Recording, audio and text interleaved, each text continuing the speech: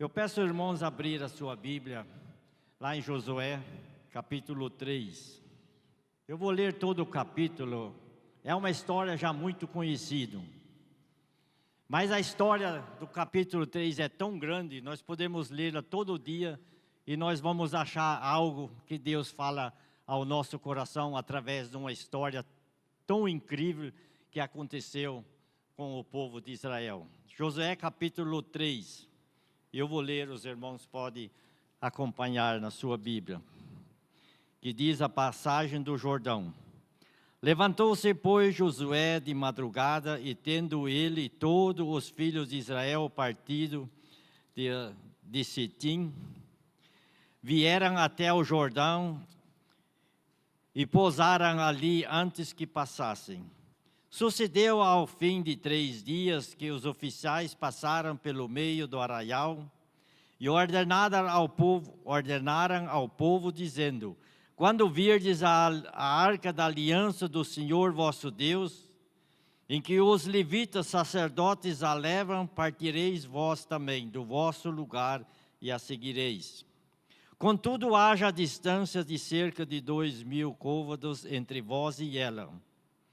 Não vos chegueis a ela, para que conheçais o caminho pelo qual haveis de ir, visto que por tal caminho nunca passasse antes. Disse José ao povo: santificai-vos, porque amanhã o Senhor fará maravilhas no meio de vós. E também falou aos sacerdotes, dizendo: levantai a arca da aliança e passai adiante do povo. Levantaram, pois, a arca da aliança e foram andando adiante do povo. Então disse o Senhor a Josué: hoje começarei a engrandecer-te perante os olhos de todo Israel, para que saibam que como fui com Moisés, assim serei contigo. Tu, pois, ordenarás aos sacerdotes que levam a arca da aliança, dizendo: ao chegardes à borda das águas do Jordão, partireis aí. Então disse José aos filhos de Israel: chegai-vos para cá, e ouvi as palavras do Senhor vosso Deus. Disse mais Josué: nisto conhecereis que o Deus vivo está no meio de vós, e que todo lançará de diante de vós os cananeus, os heteus, os heveus, os fariseus, os girganseus, e os amoreus e os jebuseus. Eis que a arca da aliança do Senhor de toda a terra passa o Jordão diante de vós. Tomai, pois, agora 12 homens das tribos de Israel, um de cada tribo, porque há de acontecer que assim que as plantas dos pés dos sacerdotes que leva a arca do Senhor, o Senhor de toda a terra, pousem nas águas do Jordão, serão elas cortadas, a saber, as que vêm de cima, e se amontoarão. Tendo partido o povo das suas tendas para passar o Jordão, levando os sacerdotes a arca da aliança diante do povo. E quando os que levavam a arca chegaram até o Jordão, e os seus pés se molharam na borda das águas, porque o Jordão transbordava sobre todas as suas ribanceiras, todos os dias da cega. Pararam-se as águas que vinham de cima, levantaram-se num montão muito longe da cidade de Adã, que fica ao lado de Sartã, e as que desciam ao mar da Araba, que é o mar salgado, foram de todas cortadas. Então passou o povo de fronte de Jericó. Porém os sacerdotes que levavam a arca da aliança do Senhor pararam firme no meio do Jordão, e todo Israel passou a pé enxuto, atravessando o Jordão. Vamos orar a Deus. Pai, graças te damos pela Tua palavra, Pai. Tua palavra que tem nos ensinado dia após dia a buscar mais a presença do Senhor. Só conheceremos as grandes coisas do Senhor se nós estivermos, ó Deus, intimidade contigo, assim como vamos aprender neste texto. Obrigado pela Tua palavra que tem sido a nossa bússola no nosso caminhar, no nosso pensar, nas nossas palavras. Peço, Espírito Santo, que o Senhor venha ministrar a cada um de nós neste momento. Peço que o Senhor fale por mim, que nenhuma palavra minha sai da minha boca, mas somente aquela que o Senhor planejou, para que a tua igreja possa, mais uma vez, se alimentar e ser edificado com a tua palavra. Eu peço em nome de Jesus. Amém. A palavra que eu queria falar com os irmãos hoje é molhando os pés pela fé. Esse texto é muito conhecido. Quando nós olhamos para esse texto, havia uma grande expectativa no povo de Israel.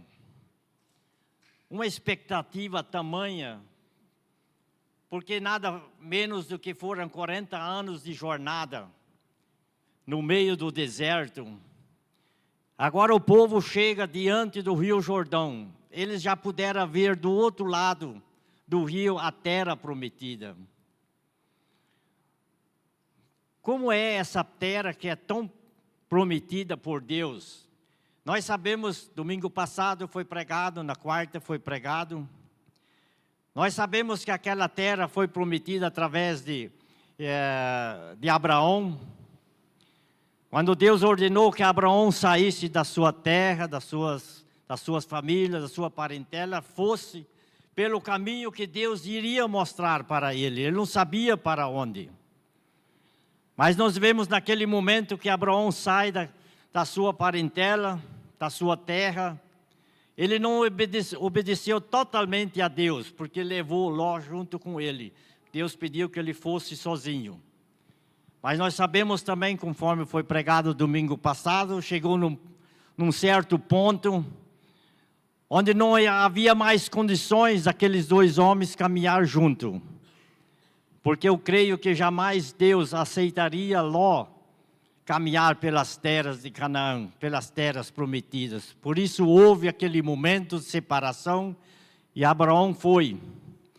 Ele peregrinou pela terra de Canaã, terra prometida, e aí ele deixou seus altares erguidos, altares de adoração. Depois de Abraão veio Isaque. Isaque também peregrinou pela terra, levantando os seus altares, porque a promessa de Deus era para Abraão e os seus descendentes. E hoje nós vamos ver no meio da palavra Jacó. Como Jacó se levantou, também foi para aquela terra, mas havia algo que eles deveriam fazer, assim como o povo de Israel.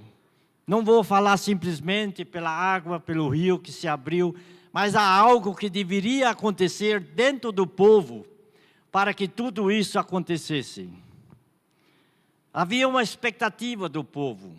No capítulo 1 de Josué, nós vemos que os príncipes de Josué andavam pelo arraial do povo e falando: preparai-vos, daqui 3 dias nós vamos passar o rio.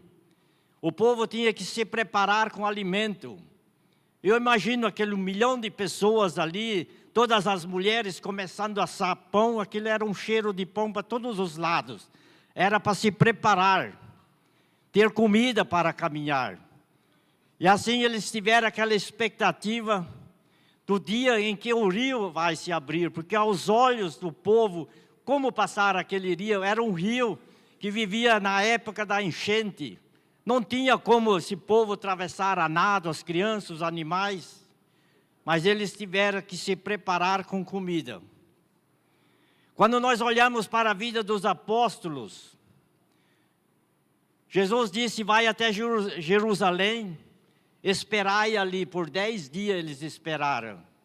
Eu imagino a expectativa que estava dentro do coração dos apóstolos, pois foi falado para que eles ficassem ali, que eles esperassem.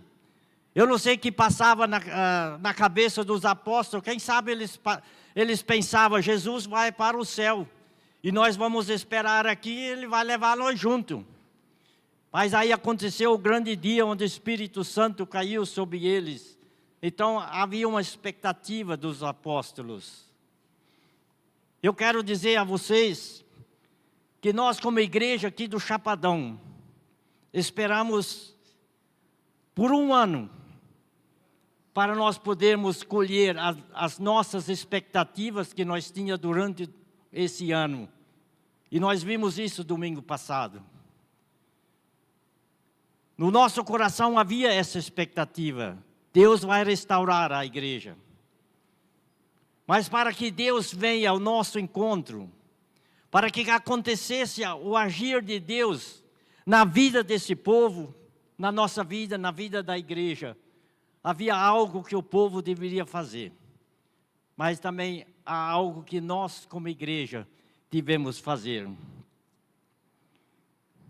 Para todo tem seu tempo. Deus tem o seu tempo, os seus modos de agir. Josué então fala que daqui 3 dias. Os apóstolos esperaram por 10 dias. Creio que a igreja vive essa esperança. Estamos sempre nessa expectativa de algo grande que Deus vai operar em nosso meio. Mas que isso aconteça, nós precisamos fazer algo que o povo fez naquela época. Primeiro ponto, o tempo e o modo de Deus. Há esperança para a igreja. Segundo lugar, o preparo para Deus agir. E nós encontramos isso no verso 5, que disse Josué ao povo: santificai-vos, porque amanhã o Senhor fará maravilhas no meio de vós. Queridos, tudo que nós esperamos de Deus, as maravilhas de Deus, nós precisamos nos santificar. Esse é o desejo de Deus. Deus jamais vai se manifestar com grandes coisas, com grandes maravilhas a um povo desobediente. Mas nós precisamos a cada dia viver a nossa santificação. E isso nós vimos e testemunhamos. Eu sei que tem muitos da igreja que, como diz, molhando os pés pela fé. Tem muitas pessoas molhando os seus pés. Não nas águas, mas aqui nós podemos trazer o molhar dos pés. É o momento da oração, é o clamor a Deus. A igreja não sobrevive se não tem o ministério de oração forte. A oração é como se nós cada dia molhássemos os nossos pés, como aqui aconteceu com o povo. Josué chama o povo para se santificar. Eles já estavam tudo pronto, com comida e tudo, mas ainda haveria de esperar uns dias para que o povo se santificasse. Porque o milagre que aconteceu naquele dia era um milagre extraordinário. Não podemos entender que o povo que presenciou o milagre dessa forma, dessa magnitude, que logo mais adiante ele esquecesse tudo aquilo que Deus fez com aquele povo, para que o rio se abrisse.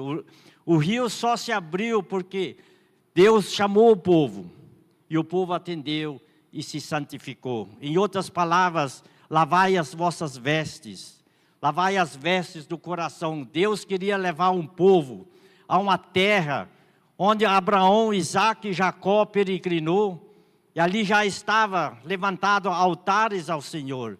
Então aquela terra era uma terra de adoração, era uma terra da promessa de Deus. E nós encontramos Josué, o grande líder, chamando o povo para esse momento tão solene. E nós vamos ver, abra a tua Bíblia lá em Gênesis, capítulo 35, 2. Vamos ver o que aconteceu com Jacó, o último a peregrinar pela terra.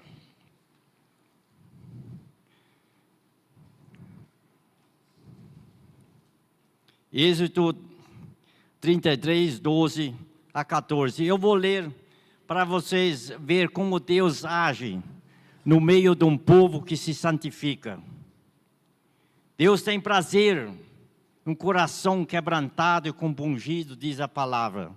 E o texto que diz sobre a vida de Jacó, disse Moisés ao Senhor: tu me dizes, fazes subir esse povo. Deixa eu ver, acho que eu errei aqui. Não, desculpa, queridos. É Gênesis 35. Esse texto nós vamos ler depois. Gênesis 35, vocês vão ver o que é se consagrar a Deus. Como Deus age no meio de um povo, de uma família que se consagra a Deus, que se santifica para receber as grandes coisas de Deus. Jacó erige um altar em Betel. Então 35, de 1 a 7 diz: Disse Deus a Jacó: levanta-te, sobe a Betel e habita ali. Faze ali um altar ao Deus que te apareceu quando fugias da presença de Esaú, teu irmão. Então disse Jacó à sua família e a todos que com ele estavam: lançai fora os deuses estranhos que há no vosso meio, purificai-vos e mudai as vossas vestes. Querido, aqui Jacó não está falando a uma nação, assim como José estava falando na nação. Jacó está falando para a sua família. Vamos trazer isso para as nossas famílias.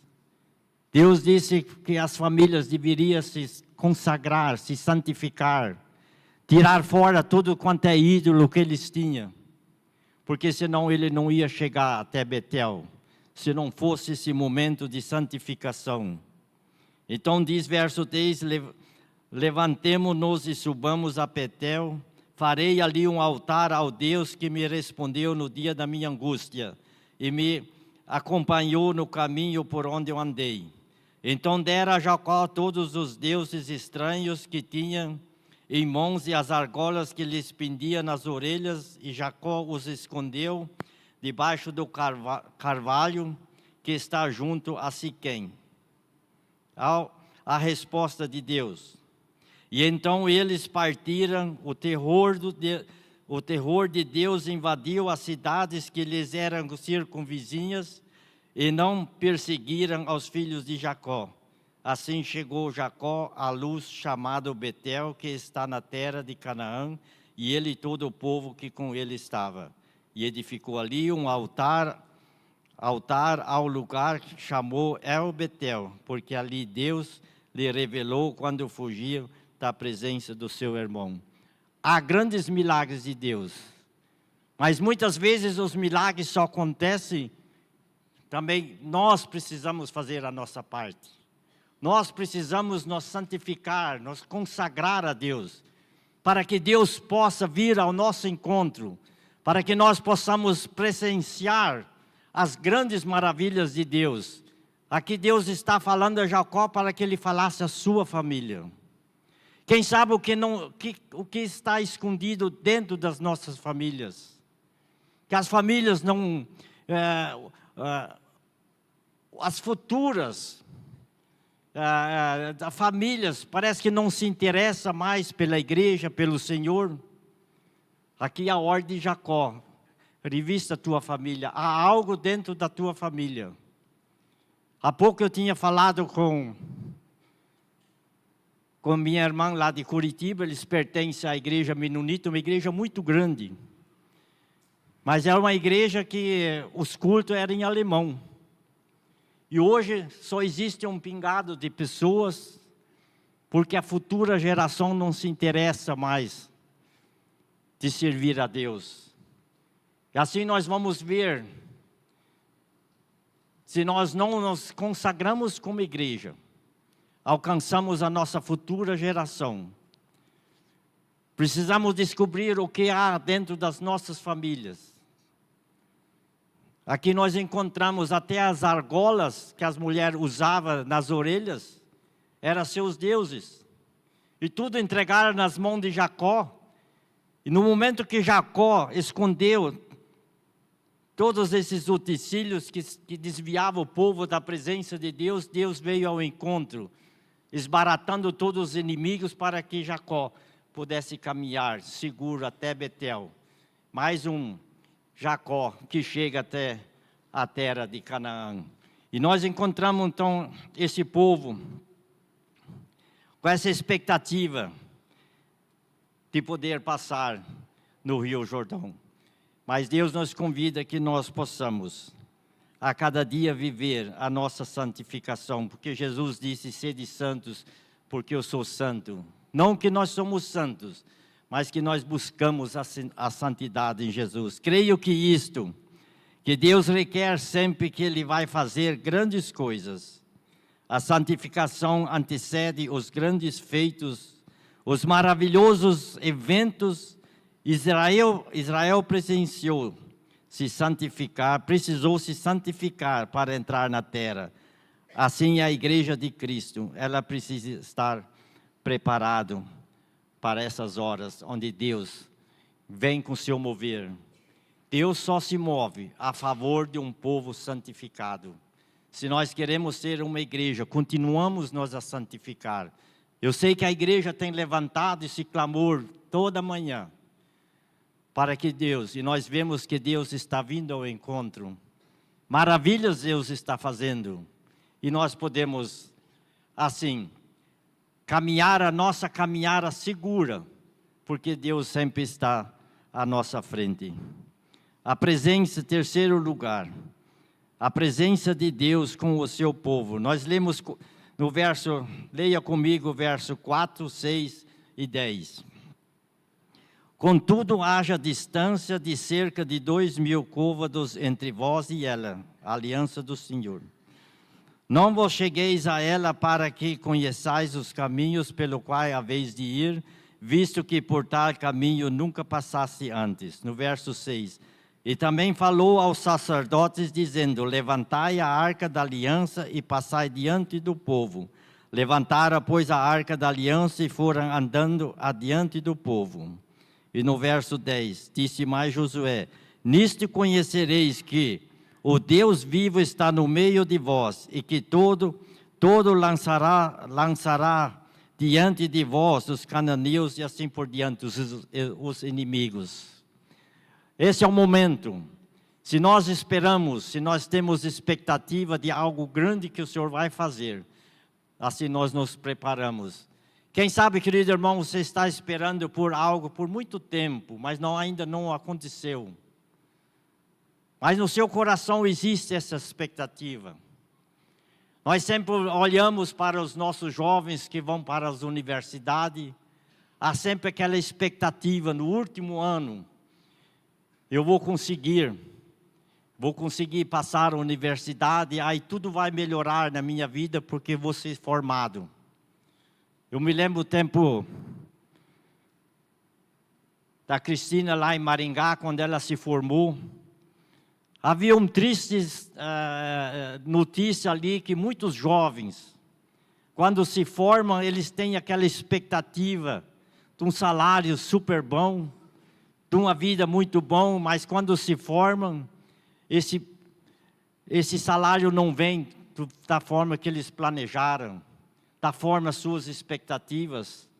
Muitas vezes as expectativas são frustradas, porque nós não nos consagramos por esse momento. Precisamos sim aprender a nos consagrar tanto a nós, a nossa família, a igreja, que nós possamos viver mesmo dentro da vontade do Senhor. E nós vemos aqui que a aliança do Senhor, a aliança tinha que ir adiante do povo. O que isso nos ensina nos nossos dias de hoje? Nós não despedimos da presença de Deus, nós queremos a presença de Deus, mas muitas vezes nós queremos colocar Deus atrás de nós para nos abençoar e queremos andar o nosso caminho conforme os nossos pensamentos, conforme nós pensamos. Porque se Deus está na frente de nós andando, nós devemos sim a Ele obediência. E muitas vezes nós queremos andar os nossos próprios caminhos, não dispensando a proteção de Deus, que Deus vem atrás nos proteger, nos guardar. Mas a Bíblia nos ensina que Deus tem que estar à nossa frente. Ele é o nosso guia. Se nós olhamos para a arca, como o povo olhou para aquela arca, a arca deveria estar a distância de 1 quilômetro, para que o último que vinha na fila podia ver a arca do Senhor andando. E a presença de Deus nessa arca nos ensina que Deus, quando vai à frente, Ele desbarata todos os inimigos para que nós possamos caminhar seguro, assim como Jacó caminhou até Betel. E muitas vezes, quando nós pensamos, vamos deixar Deus atrás, porque nós vamos fazer os nossos próprios caminhos. Mas Deus sempre está disposto a nos ajudar para que nós possamos ter essa caminhada segura com Ele. O que alenta, conforta, anima e encoraja o coração da igreja é a presença do Senhor com ela. Jesus está com a sua igreja. Vamos olhar Mateus. Quando eu pergunto o que está escrito em Mateus 28, 20, todos vão saber o que está escrito. Está escrito, eis que estou convosco todos os dias, mas tem um porém antes. Abra a tua Bíblia, vamos ler, vamos ficar marcado esse versículo para nós. Mais uma vez, há algo que nós devemos fazer para que a presença de Deus esteja conosco. Mateus 28, 20. É aquele momento onde o Espírito Santo desceu sobre os discípulos ali. E Deus, no então, quando enviou o Espírito Santo, Ele deu a comissão para os apóstolos, para que eles fossem por toda a região pregando o Evangelho. E no verso 20 diz, ensinando-os a guardar todas as coisas que vos tenho ordenado. Queridos, muitas vezes nós lembramos só a segunda parte do versículo, quando diz, eis que estou convosco todos os dias. Mas há um porém, Deus está conosco, mas Ele quer que nós guardamos aquilo que aprendemos, vivemos aquilo que aprendemos. Então, se estamos no centro da vontade de Deus, certamente, nós temos sobre nós essa promessa. Eis que estou convosco todos os dias. Mas a presença de Deus depende das nossas atitudes. Se queremos a presença de Deus, se guardamos a palavra de Deus, então Deus promete dar a sua presença. Lembro-me de Moisés, quando, antes de receber as segundas tábuas, ele chegou no momento onde ele parece que não conseguia mais caminhar. E ele roga a Deus pela presença de Deus. Ele diz, rogo-te pela tua presença. E Deus, no entanto, responde que a Moisés, disse, eu estarei contigo e te darei conforto. Essa deve ser a oração da igreja. Clamar pela presença de Deus, buscar a presença de Deus, para viver esse conforto espiritual, sabendo que Deus está conosco. Muitas vezes nós encontramos momentos onde achamos que não conseguimos caminhar em frente. Então vamos fazer como Moisés, vamos rogar a presença de Deus, para que Deus possa nos dar um conforto na nossa caminhada com a sua própria presença. Em último lugar, a aventura da fé. Era necessário que primeiro os sacerdotes tocassem as águas com as plantas dos pés. O que nós podemos aprender aqui com os sacerdotes? Toda a responsabilidade que Deus dá, Ele dá para a liderança da igreja. Josué não saiu no meio do arraial e pediu, quem quer levar a aliança do Senhor? Não, foram escolhidos 12 homens das 12 tribos daquela época. Foram a liderança. Deus requer de nós liderança. Se você é um líder de qualquer ministério, saiba que há uma grande responsabilidade sobre você, sobre o pastor, a liderança. Deus requer de nós, líderes, algo que nós devemos estar no centro da vontade dEle. Então, é nós, como líder, nós como liderança, precisamos molhar os nossos pés. E aqui, quando os sacerdotes foram e tocaram as águas, a Bíblia diz que as águas pararam imediatamente. É tocar as águas com a fé. Muitas vezes nós não temos esperança, mas nós precisamos ter fé. Que no momento que nós tocamos as águas, elas vão se parar. Porque muitas vezes nós nos encontramos diante de rios talvez maiores do que do Jordão. Como o rio vai abrir para nós? A Bíblia nos convida, toca os pés. Deus deu todos os passos a nosso favor. Ele quer que nós demos apenas um passo. Tocar as águas com os nossos pés significa tocar o coração de Deus com as nossas orações, com a nossa intercessão, buscar a Deus a cada dia mais e mais. viver essa santificação, para que Deus continue vindo ao nosso favor. Que Deus continue a derramar grandes maravilhas sobre o seu povo. Esse é o passo da fé. Deus faz a obra, mas é preciso tocar as águas. Os versos 14 e 17 nós já lemos. É um momento tão fascinante diante daquele povo. Quando o povo estava diante daquele rio e o sacerdote tocando aquelas águas, de repente eu imagino o tumulto que as águas começaram a fazer. A Bíblia fala que 20 quilômetros, 24 quilômetros acima as águas pararam. Podíamos dizer que o mundo parou. As minas pararam de fornecer águas para o subsolo, para a superfície. Tantas águas para cima como para baixo, tudo parou. Eu imagino se tivesse peixe lá dentro, o que os peixes fez naquele momento? Os peixes parou, porque as águas se tornaram como pedra. E por causa da santificação do povo, que Josué pediu, Deus veio ao encontro do seu povo e abriu as águas. Que nós possamos aprender a cada dia tocar essas águas através da nossa oração. Quem sabe na sua vida há um rio. A Bíblia nos convida, molhe os seus pés, dê o primeiro passo.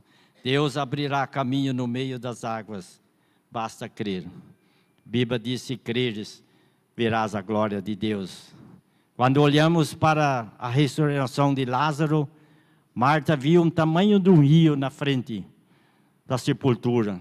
Quando Jesus disse, tirai a pedra, a Marta não tinha fé, ela não creu o suficiente. Ela disse, Senhor, mas já cheira mal. É um rio que estava na frente dela, ela não pôde crer. Mas Jesus, olhando nos seus olhos, disse, Marta, não disse eu, se creres, verás a glória de Deus. Então, queridos, se nós queremos presenciar a glória de Deus, vamos crer. Vamos molhar os nossos pés, vamos continuar nessa batalha, na oração. Eu louvo a Deus pelo ministério da intercessão. A maioria das vezes nós estamos na fazenda, mas a maioria é o mesmo horário que vocês estão aqui, nós estamos lá. Vamos nos unir como igreja. Vamos clamar a Deus como Moisés clamou pela presença de Deus, porque ele viu que ele não conseguiria caminhar mais sozinho. Que Deus nos dá a graça de cada dia ter no nosso coração esse desejo, essa alegria, esse prazer de buscar a presença de Deus. Mesmo que diante de nós está um rio que nós, no momento, não conseguimos crer que Deus vai abrir, mas basta crer, diz a Bíblia. Deus fará grandes coisas em nosso meio. Continuamos assim, queridos irmãos, buscando cada vez mais a presença de Deus, porque a presença de Deus faz toda a diferença na nossa vida. Se com Deus já é difícil caminhar, imagina sem Deus, estar longe de Deus.